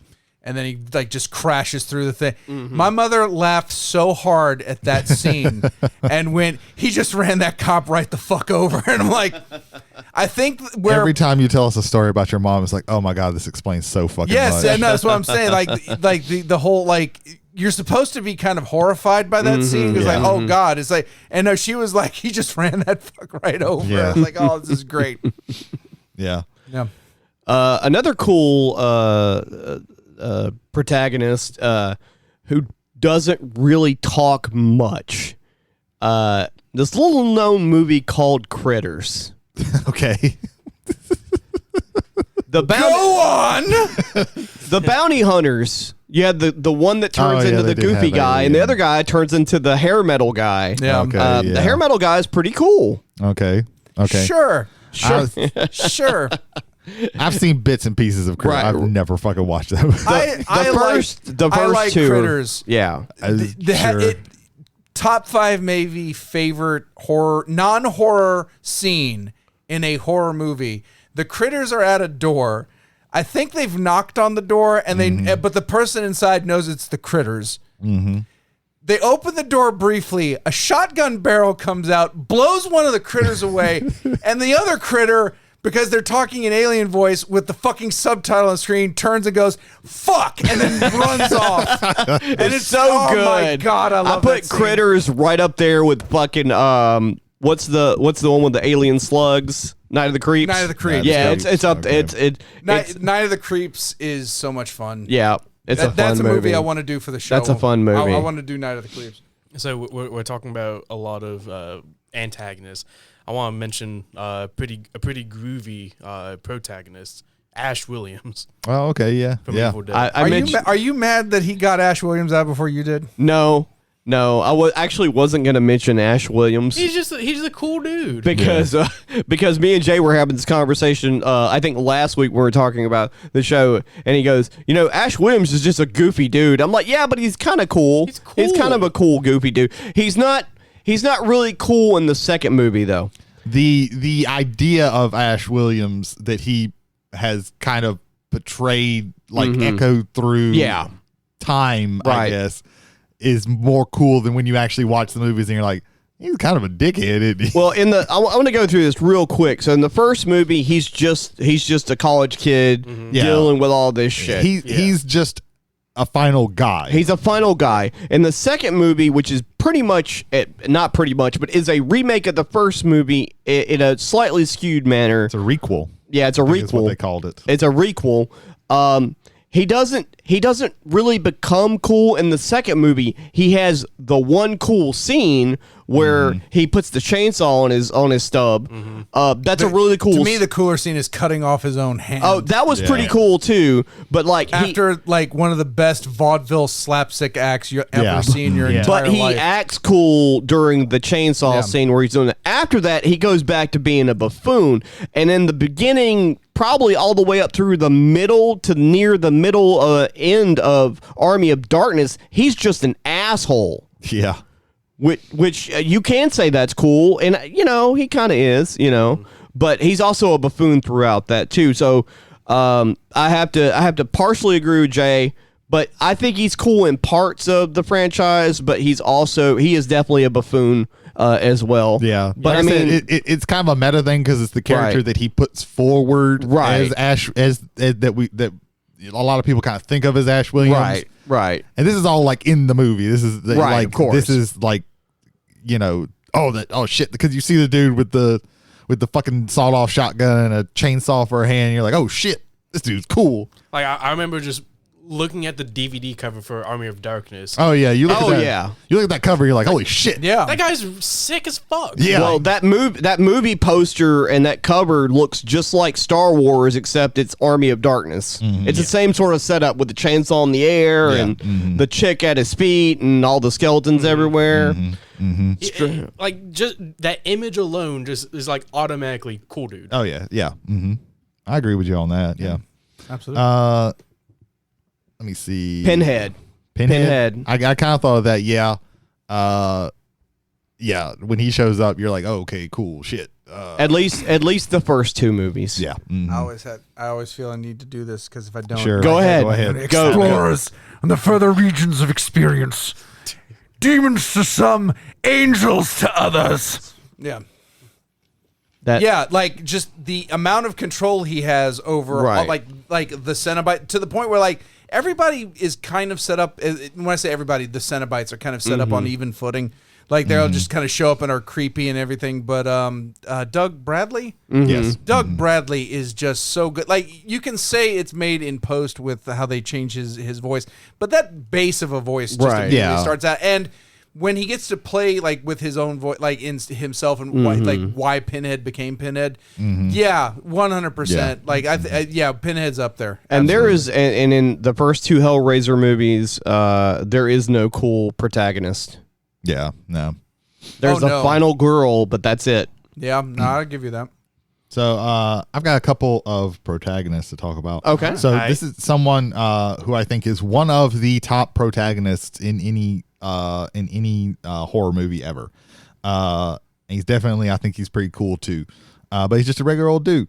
Ben from Night of the Living Dead. Yes. Like he is one of the most competent protagonists, and I would argue like most of the people in that movie are competent, even the guy that he spends most of the movie arguing with, because it's his idea of going into the basement that actually lets Ben survive. Right. But like the fact that he is, like I remember it wasn't too long ago that I finally sat down and watched Night of the Living Dead, and I was like, holy shit, he is a very competent protagonist. You do not see this, especially in zombie movies. Right. After this, I would argue like Romero's Dawn of the Dead, you know, there's some, but like most of the time they're like not this competent for like, oh, this is the first time I've ever seen a fucking zombie. Okay, we gotta do this, we gotta do this, we gotta do this. This is the best way to do this, and everything like that. I would add Ken Foree's character in Dawn of the Dead too, because they have a very solid plan. Get all the zombie, take all the zombies out in the mall, like set everything up, and then you're good to go. And the problem comes when the bikers come and completely ruin that entire thing. Right. So I think you have that in many instances across the. I think Romero was very good at making like very competent protagonists. I think the speaking of Romero, like Bub from Day of the Dead, the leader zombie guy. Yeah. That's when that whole shtick starts with a thinking zombie. Yeah. He's a pretty cool character. I like this is a complete tangent, but I love in Day of the Dead where you have the scene where like there's zombies and then an alligator is just walking around. Oh yeah, like with the zombies. I just think chilling. This is a great notion. That's a rad gator. Yeah. Rad gators. Another one that I had thought of, and he's not like the main protagonist, but he's definitely a protagonist, and that's Quint from Jaws.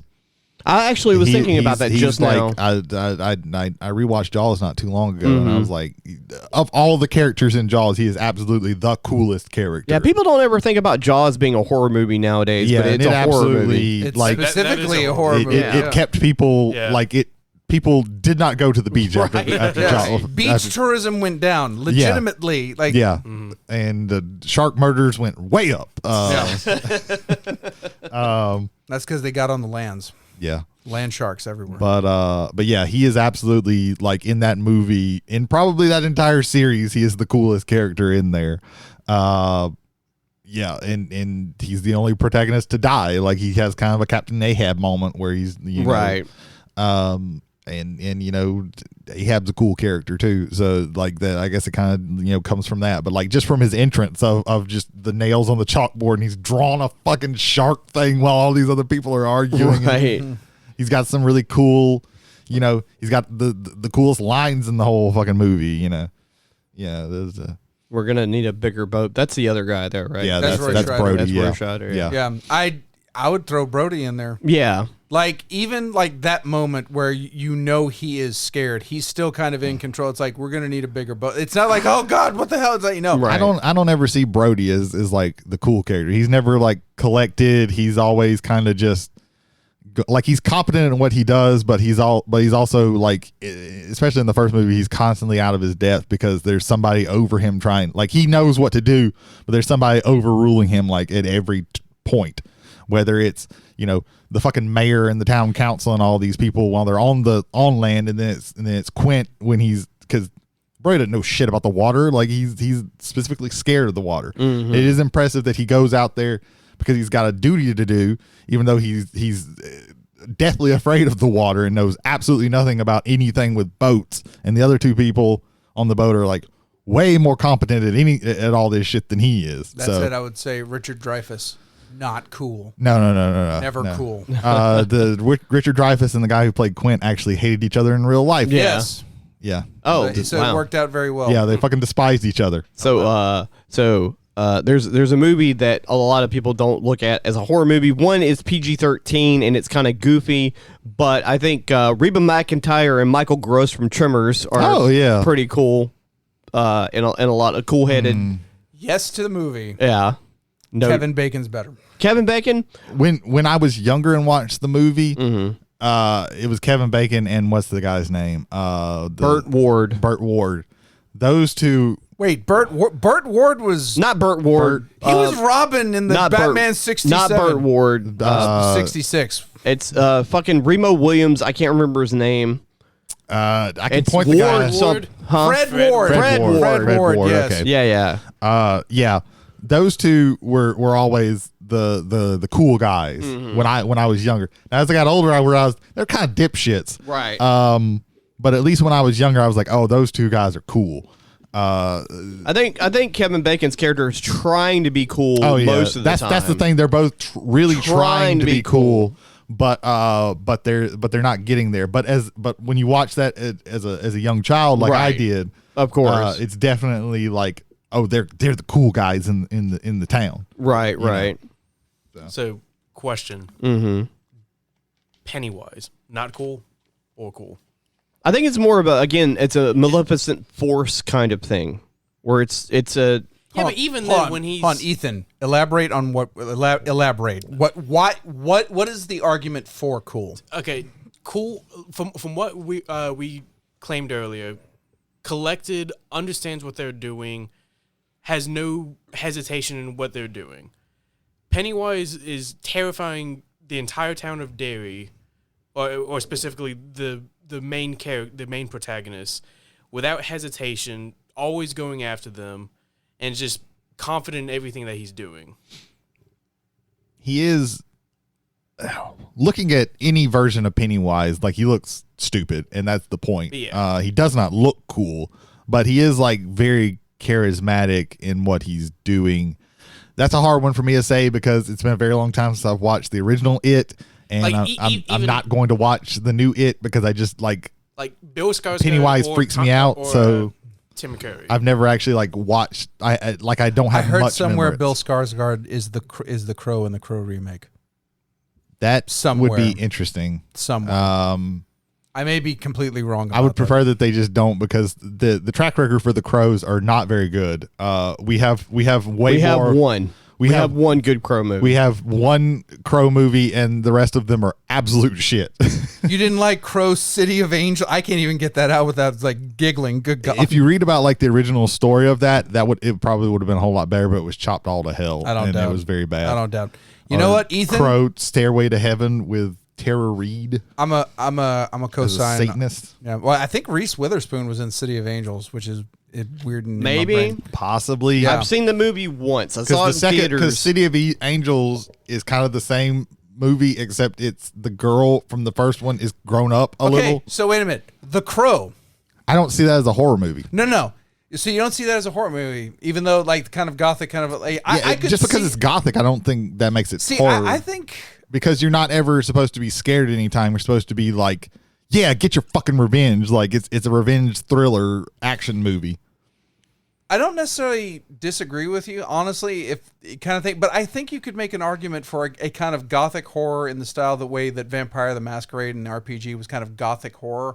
Like they're playing with elements of horror. I think it's gothic, but it's not necessarily like horror. Man dies and his spirit comes back to his body to get revenge. Yeah, it's got like it subverts. But Eric Draven is a cool fucking character, but right. I don't consider it. I think the Crow like as a whole, especially the comic book, it subverts genre really. I think there's a lot of like gothic and supernatural themes attached to it, but I don't think it's. I have to agree with Brady. Yeah. I don't think it's really horror. Okay. From what I'm reading, it is going to be Bill Skarsgård. Okay. So we have a Crow remake with Bill Skarsgård. Like I said, I don't think they need to remake it because, for God's sakes, make new things. But that's not a terrible. I haven't seen him as a protagonist very much. So I'd like to see them make a worse Crow movie after the first one. Like the second one is, you think that one's bad? There's a third and fourth one. Yeah, and Edward Furlong is in one of those. I'm talking about the third one. That's Stairway to Heaven is. Yeah, God fucking awful. They also made like a pilot for a TV show. They made a TV show. They made a whole TV show. They did make a Crow show. Yeah. I remember. I just remember like.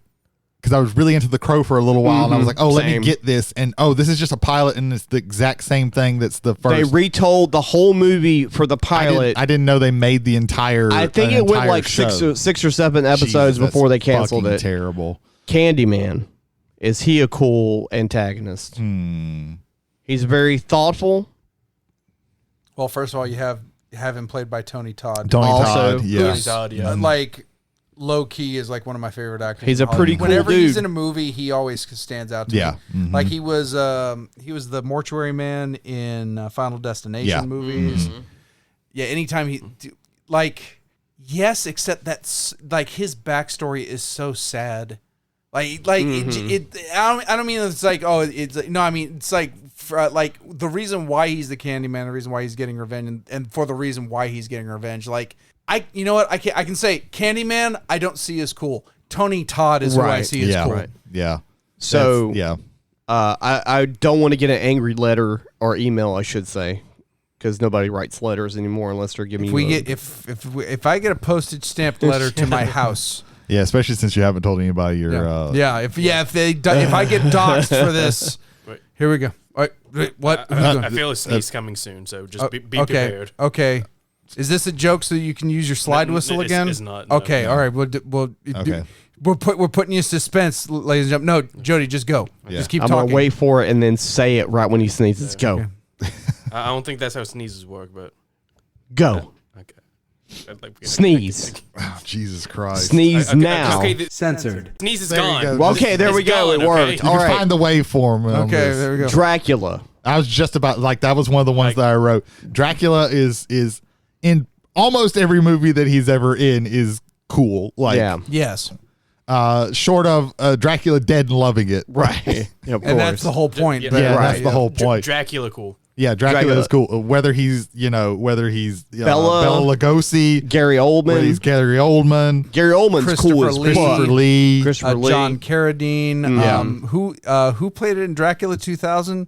See that it's the one. That's why I said almost every. Was I didn't that say Stuart it. Townsend? I don't No. know. No. Stuart Townsend played. Stuart Townsend was Lestat Lestat in Queen of the Damned. Queen of the Nicolas Cage. Nicolas Cage. Yeah. Yeah. Finally got to get that one out of the way. Yeah. He's fucking cool in just about everything. Even the version of him in the Monster Squad is fucking cool. Like, Would you say Nick Cage's character in Mandy is a cool character? Because I think he just loses his shit. I think he's just like literally going through the worst day of his Possible. life. yeah, Yeah. we're watching a man slowly descend into absolute madness. Yeah. With a whole lot of LSD to With a help. whole lot of LSD and a bottle of vodka. We call that one a cherry on top. Yeah. Don't forget that line of coke he just does out of fucking nowhere. Yeah. Yeah. That was Okay, so Jody brought up Dracula. Mm-hmm. I want to bring up the Invisible Man. Oh yeah. Claude Rains Invisible Man 100%. Yeah. Mm-hmm. Yes. Okay, what about I fucking can't remember the new Invisible Man. He just creepy. He's just a stalker fuck. Yeah, the reason I would say no to him, and not saying that it's a bad thing because it's a very effective villain. It's almost a game that they play, like because it's almost like a gaslighting thing where you don't even know if the dude's fucking real for a little while.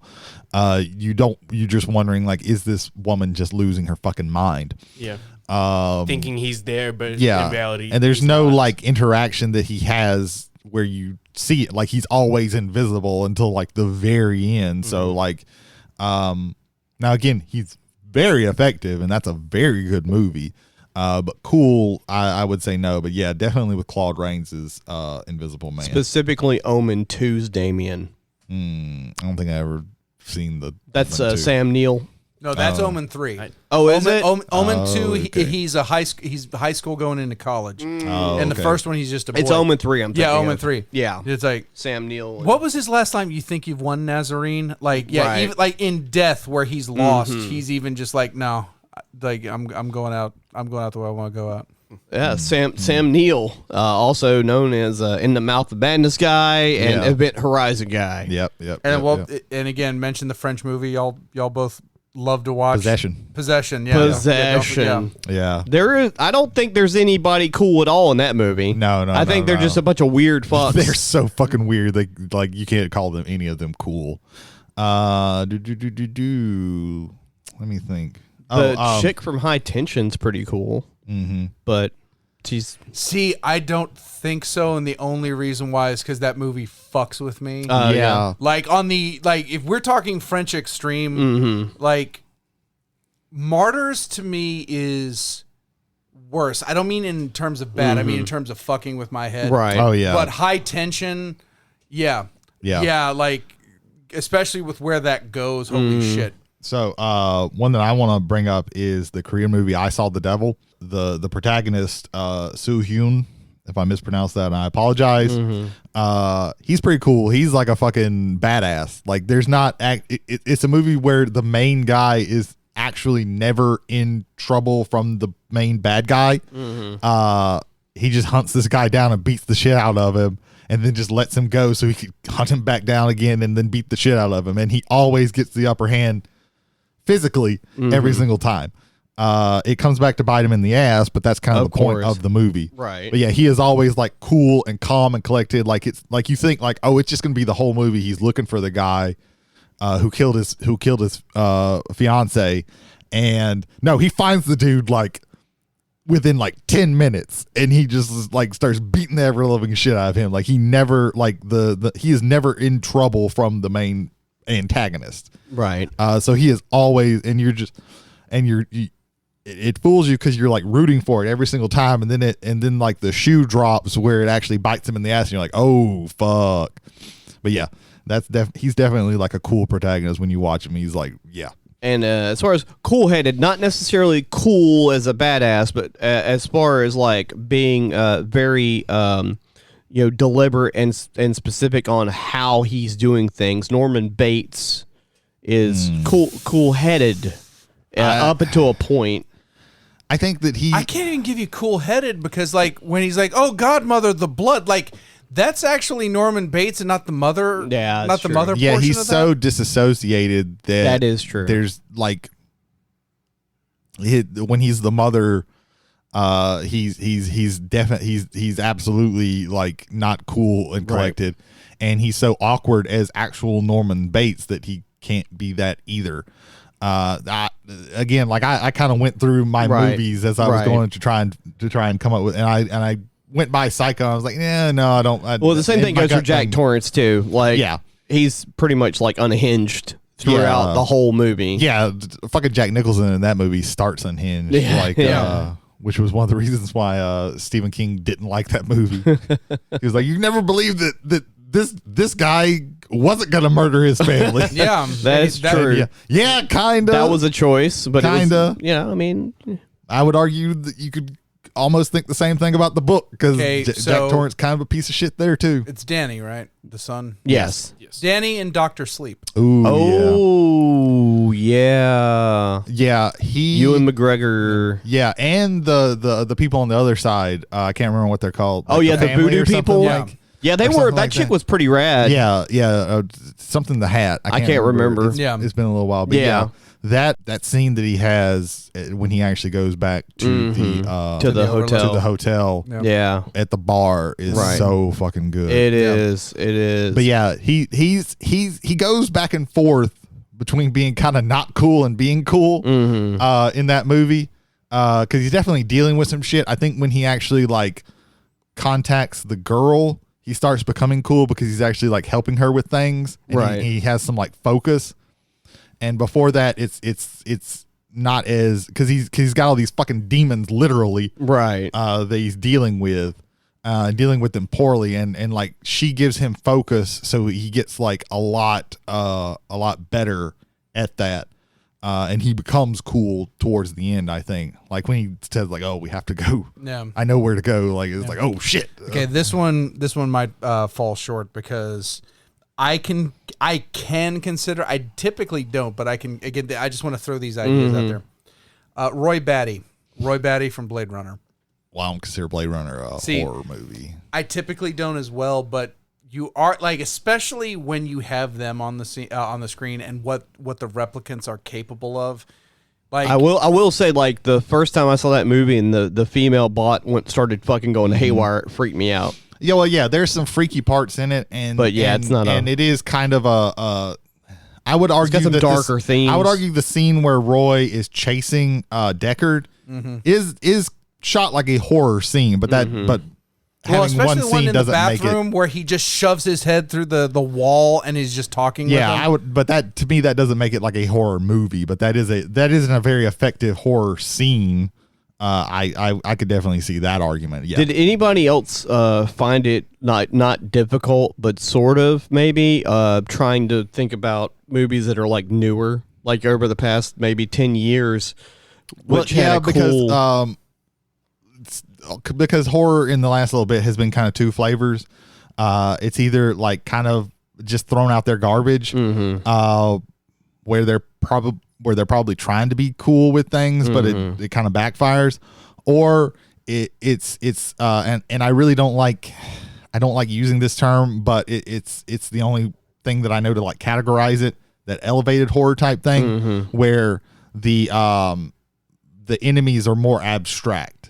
Where like you never hardly see anything in The Witch or right, Midsummer, even then, like who the bad guys are, but like it's still a little bit abstracted what they're doing. Right. The fucking Lighthouse, like there's no like seeable antagonist. Right. Like I'll agree with you because I had a little bit of difficulties like coming up with things, and I was able to come up with about 6, and we've talked about all of them. Like one I saw was the entity from It Follows. Like it's a cool concept, but it's not. Yeah, in itself right. is not That cool. to me is kind of like The Thing, where it's an interesting concept. It's a cool concept, but it's not like. It's not a. It's better said than in practice. Yeah, it's not an actual not even really a thing. It's that not you an can actual point character. To. Yeah, And- that's not a character. Extrapolate. That's why I could co-sign with you on it, because it has a person, like a human. person. Pennywise has a human personality there behind the.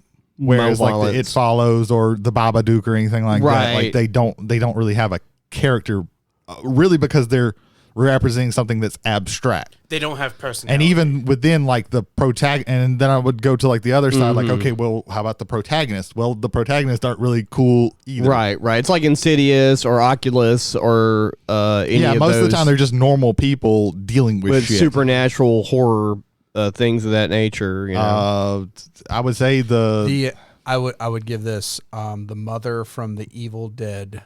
The Evil Dead that just came out. I haven't seen that yet. Yeah.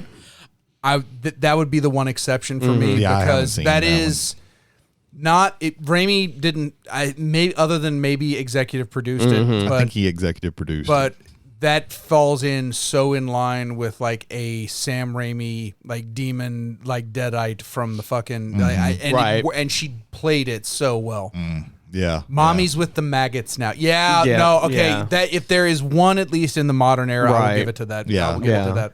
I'll say Alyssa Sutherland, I believe that's who played it. Yeah. And I'm not saying that's bad or anything like that, because these are all movies that I dearly love. But like, they're just like, we've gotten away from the cool people doing these. Well, and also for the most having part, a cool person gives the audience a kind of everything's going to be okay. We have this cool person on there. Right. If everybody's fucked, then that just ups the tension. How are they going to get out of this with so much going on, or so much going wrong? Yeah. Excuse me. And it almost goes back to what you were saying earlier, Jay, about product of the time kind of thing. Yeah. Where it was definitely, in the 80s and the 90s, it seemed to be more relevant. That's why, I'll mention this real quick. We didn't want to mention Jason Voorhees, but I'm gonna mention Jason Voorhees specifically after I mentioned the protagonist in Seven, the psychic, is pretty fucking cool. Like, not through the whole movie, but she becomes pretty cool like near the end of the movie. But in Jason X, the Nano Jason, that's a pretty cool Jason. Oh yeah, that's a cool looking. Jason, that's true too. Space Jason trumps. Dude, everything. Space Jason. Yeah. I love that. Ironically, unironically, love Jason X. I really do. Jason X. They knew they were making kind of garbage, and they just went along with it. I like movies that do that. I will say Jason X is cool. I will say Jason. The X movie is cool. Yeah. The movie is fun. Right. Yeah. I would not say cool, because there's the want to smoke some weed. They're making fun of the franchise. I get it. It's fun, but I don't call that cool. I call that almost, what a weird term to come up with, proto cringe. Like, you're supposed to kind of cringe at that, and then the payoff is that he's beating them to death. It's meta. It's meta because that's what he did in the first time he did that happened. So yeah. I think one that I kind of thought. Oh, we kind of mentioned it earlier, but we need to definitely mention it now. Hannibal Lecter. Right. That's probably the best thing to capstone on. Right. This is also I would argue the coolest Hannibal Lecter has ever been is in the Hannibal TV show. I haven't seen it. Mads Mikkelsen. If you haven't watched that, that is such a fucking good show, and Mads Mikkelsen is so fucking good as Hannibal Lecter in that. I agree that he's great. Nothing for me. The pinnacle for that is the Silence of the Lambs. Well, yeah, the scene where she's walking in and everybody is just crazy, and the way it's set up is amazing because you have mildly crazy, crazier, right? Now we're going into beyond moderately crazy, and then the last person on the row is supposed to be the craziest person, and everybody up to that point is just this jittery fucking they're all doing these same thing, and you get to Lecter. He's already standing up, facing where she would see him first, and he would see her first, and he's just standing there and goes, "Good morning." And just, oh my god! Hello, Clarice. Yeah, I'm glad Anthony Hopkins won an Oscar for something other than Hannibal Lecter because of how good he is. Right, but that is why he is. That movie is why he's so good because he can be friendly and charming and intelligent and loquacious and all of these things, and he can also be a fucking animal, and it's all hiding behind the same face.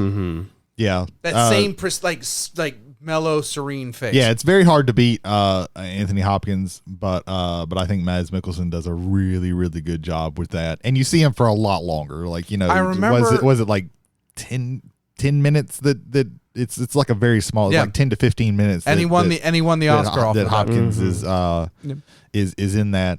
Has anybody? I've never watched it. Has anybody watched Manhunter, the one where Brian Cox played him? I know of the movie because it follows. Manhunter is also like Red Dragon, which is the original name of the book. Manhunter, I think, was their attempt at Red Dragon. They just named it Manhunter because they didn't think Red Dragon would sell. Right. And then then they made Silence of the Lambs, and it's like, oh, now everybody knows it, so we'll just call them by the book names. Yeah. Right.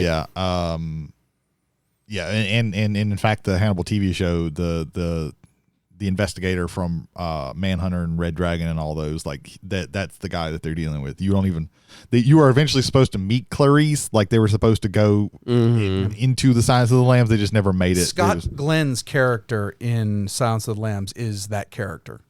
Yeah. Yeah. I can't remember the name of that character for the life of me. But it's the same one played by Edward Norton in Red Dragon. Yeah.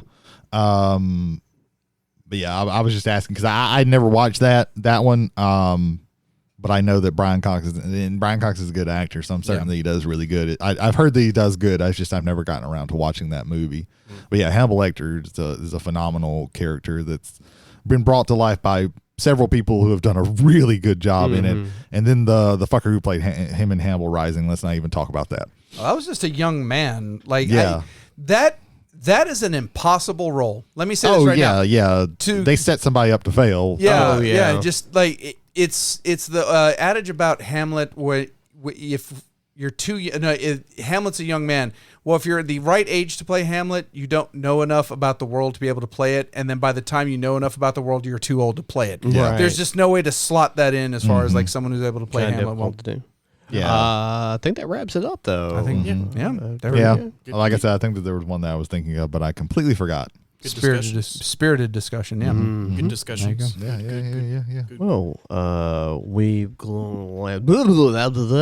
Are you stroking? Do you smell toast? We are glad that you have been here throughout this episode, listening to us prattle on about horror icons and things of that nature. Fear on the Omnibus. If you like listening to podcasts, there are other podcasts you could possibly listen to. In addition to ours. In addition to our podcast. Like the Pat McAfee show. Guys, have you heard these things called podcasts? Yeah. It's like a radio are amazing. show. Yeah, download. We know that we are the first podcast you've ever listened to. You know don't know what the you format is, but it's okay. Let's explain this to you. Yes. Whiskey and Wrestling is a show hosted by Michael Hill and Jason Holder. Yes, I almost forgot who they were. Who do you think they are? Kevin Shelton? To my Yeah, I can hear you. I can hear you. I can't hear you. I can't. My headphones, I think, went out. Your headphones went out? I Okay, think well that's not then good. That's free ball it. Free ball it. Free ball it. Okay. There we go. Oh, okay. Okay. Yeah, so they host a show called Whiskey and Wrestling. They talk about whiskey. They talk about wrestling, whether it's good, whether it's bad. Doesn't matter. You should listen to it because they're entertaining. And they're on all the platforms. There you go. Yep. Yes. Ethan, tell us about a show. Fearology, hosted by J.L. Kight. You've had a little excerpt of it tonight. We're getting like triple plugs in this. Yeah. Oh, There yeah. you go. Yeah. J.L. Kight, otherwise known as Jody, sitting right beside us, and Yeah. who you are listening to. He goes about his own personal takes on horror movies, gives thorough and accurate reviews. Check him out, Spotify. Yeah. Have you listened to the newest episode, Ethan? I'm actually behind on my podcast. Oh, okay. So I need to play a lot of catching up. You should definitely watch it. You should definitely listen to it. I should watch it. Yeah, you yes. should watch it. Oh, okay. Besides this one, you got one coming out soon, or did this just take up your spot? Pretty much. Here's what you do: hide your phone in your boss's desk while it's playing Fearology and on a loop, and then just leave it. And there's like, where the hell is this thing coming Especially from? the last episode where I talk about dolls in horror movies. Yes. Yeah. That'd be great. Yeah, I made that one especially for Moose. Brady, tell us about a show. Oh God, he's stroking. Senator McConnell, let's get him out of here. No, I've just literally forgot a couple of names. Do you need one? Cell phones. Yeah, I know the name of the show. Yeah, Kevin you Sheldon, can't remember their Jared name. Hubbard. Jared Hubbard. That was the one I was forgetting. Okay. Please cut this out, Jay, because I don't want to insult our friends. I'll consider it. Fuck it, I'm not gonna listen to it anyway. I'll just probably just. Which do you mean, The next ours time- or silence the or next time cell they're down phones? here, they're probably just going to be like, "Hey, you forgot our fucking names." They And I'll don't be listen to this yeah, show. I probably did, and then Well, hold we'll on. keep on going. Hold on, if they get on you about that, every person at this table has forgotten their names No, but at some it's not point. even a bit. I legitimately forgot Jared's name. Jesus Christ! It's late, and That is true. Brady, Your Kevin blood Sheldon. and your and You just do it. Shit. Here, damn. let him drink some cream soda. That's your sugar intake's throwing you off. It's with the cream soda. Quite possibly. There you go. No, so Ethan, do it. Okay. Silence Your Cell Phones, hosted by Jared Hubbard and Kevin Sheldon. They tell you what shows to and shows to not watch, and movies as well. There you go. They have a weekly show on YouTube, typically on Wednesdays or whenever they feel like it. Tell us about our Twitch friends, Ethan. Twitch. Yes. April Dugan. Jay, would you mind inserting the voice? April Dugan. All right, thank you. She plays on Twitch almost every day, except for whenever she needs a break. Legends of Zelda: Tears of the Kingdom and horror gameplay, as well as the Ronan Rooster, Kevin Gallo, the unofficial Poke Roll tabletop game. This is the most amazing word salad you've ever created. Yes, yes. Say, You have to have more than a couple ingredients for it to be a salad. yeah. We got lettuce. We got a little bit of croutons. We get some tomatoes. Tell us about the Mighty Metamorphin Power Rangers. Say what? Now you've given him a stroke. Good God. Team Metamorph. Oh, Team Metamorph. Yes, the completed podcast. Christopher Vega, Brandon Scott Tanner, and Brandon Smith, along with other members of Team Metamorph, talking about competitive Magic, set reviews, and their own personal takes on Magic trips that they've taken. And Outback Steakhouse. Never go to Outback Steakhouse. Do not get lost in Louisiana. That's actually the most solid advice that anyone's ever given. Yeah, Don't that's get very lost good in advice. Louisiana. Yes. Yeah, check them out. Jay, tell us about McNorb Gaming. Cameron Spanier, God Emperor of Gaming at McNarb Gaming in Gosier, Mississippi. I'm having strokes now. So here we go. You get to park, and then you go inside, and they immediately have a Smash Brothers to your right. And then on your left, Not a video game, just there are Smash Brothers. tables Yeah. where they play the RPGs. Where they play. And then there's bigger tables that we have to stake out before the Pokemon tables steal from us. And then there's the Pokemons. They brought Sloppy Joes last week that looked like they came straight from the Outback Steakhouse that almost killed Chris Vega. And then the further you go Pokemon in, players, the new Yu-Gi-Oh players. yeah. Yu-Gi-Oh! moving on. Anyway, there we go. Teenage Mutant Ninja Squirtles. Teenage Mutant Ninja I've actually Squirtles. been watching some videos about Yu-Gi-Oh on YouTube because it's such a batshit meta that has happened because there's just so many like fucking broken cards and shit. I don't know how, but like Yu-Gi-Oh like showed up on my like For You page on TikTok. I don't know how, but it just I'm not gonna watch a YouTube. No. TikTok, Wait a minute. That's Hold on. for sure. I actually know why. So Tolarian. Now we're getting serious talk. Holy shit, we went from the fun stuff. Tolarian Community College did a Yu-Gi-Oh players teaching Magic players how to play Yu-Gi-Oh. That's how that happened. That is how that happened. Yeah, I believe it. It was funny seeing him see cards. Why is there so much text on this card? Because that's where the rules are. Yeah, they don't have because they put all the rules on one card. Yeah, exactly. I'd like for him. Actually, to say all the rules reading- are on 3 separate cards that have to be in every deck. Yeah, that you have. I mean they basically do that. He has There to you read multiple codes in order to know the rules for one code. Yu-Gi-Oh, the game that thought a card that just said draw 2 cards with no negatives was a good idea. Special order Yu-Gi-Oh at MacNarb Gaming in Goshen, I don't Mississippi, even and think pick they'll it up special order directly. that shit. Yeah. Open the box and play by yourself. They do. There you go. This went from cool antagonists and protagonists in horror to the most horror card game of all Are time. you stroking, Jay? I'm stroking. Oh no. Okay. Roll the dice and see if we get to play Lorcana. Let's moving on. Immediately, probably not, but we'll have to wait, Right. after the first. Yeah, let's roll the dice to see if we get it when they're actually supposed to get it. After the first round of 6 scalpers, Right. 6 rounds of scalpers after, then we'll be able to play it. Right. That'd be great. Yeah, Awesome. Yeah. I can't wait. wonderful. I think that's it. What right? are we doing next time? What are did we we doing say? next time? Comic, yes. yeah. Oh yeah, we are reviewing at least the first volume of Fables, the comic book. Depending on the pace that everybody reads or wants to. That's the Bill Willingham series? Yes. Yeah. Picked up the first couple of volumes for everybody because they were super, super cheap.